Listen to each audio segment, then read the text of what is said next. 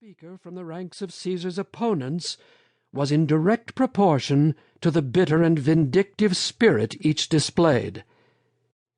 It was evening before the Senate broke up, and Pompeius at once summoned to a conference outside the city all who possessed a seat in the House, praising their recent action and stiffening them to face the future, while rebuking and stimulating the faint-hearted.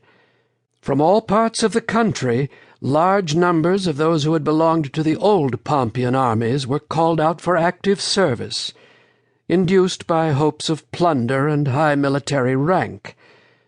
Many also of those who were attached to the 2 legions lately transferred by Caesar now received orders to be in attendance, with the result that the city, the ascent to the Capitol, and the Comitium were soon crowded with regimental officers, centurions, and reservists. An overflowing meeting of the House was shortly afterwards held, packed with the friends of both consuls, and the supporters not merely of Pompeius, but of all who nursed old grievances against Caesar. And these, by their threatening language and imposing numbers, intimidated the weak-kneed, strengthened the waverers, and made a free decision for most of those present impossible. An offer was made by Lucius Piso, one of the censors, and Lucius Rocius, one of the praetors, to carry a report of these proceedings to Caesar, 6 days only being asked for the purpose. Similarly, others urged that a commission be sent to lay before him the mind of the House. To all alike objection was raised, and all alike were thwarted by speeches from the consul, from Scipio, and from Cato. Cato's opposition was due to long-standing dislike of Caesar, increased by resentment at an electoral defeat. The action of the consul Lentulus was dictated by the colossal proportions of his debts, which he looked forward to settling by the command of an army and provinces, and by the princely profits to be made out of foreign king-making. Indeed, he boasted in private that he would be a second Sulla, into whose hands the supreme government would one day fall. As for Scipio, his motives were similar ambitions for a province and armies, the command of which he thought he as a relative would share with Pompeius. To this must be added his fears of prosecution, and also the ostentatious flattery of which he was at this time the subject, not merely from himself, but from all his most powerful contemporaries in the political and legal worlds.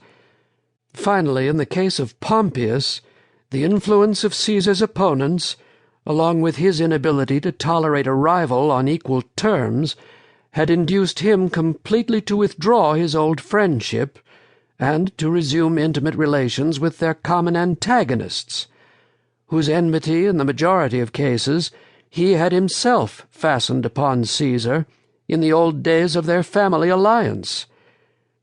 In addition to this, the public stigma attaching to the affair of the 2 legions, which, instead of marching for Asia Minor and Syria, had been diverted by him to secure his own sovereignty, drove him to work for a settlement by the sword. It was such considerations that now caused everything to be hurried through in disorder. The delay asked for by Caesar's friends, in order to acquaint him with these developments, was steadily refused. The 2 tribunes of the people were allowed no opportunity either of protesting against their personal peril, or even of maintaining in the form of the veto that fundamental right of their office, which had been left them by Lucius Sulla. The 7th day of the new year saw them compelled to take measures for their personal safety, such as, in the case of the notorious revolutionaries of the past, had generally been adopted as their hazardous refuge only after 8 months spent in multifarious political activity.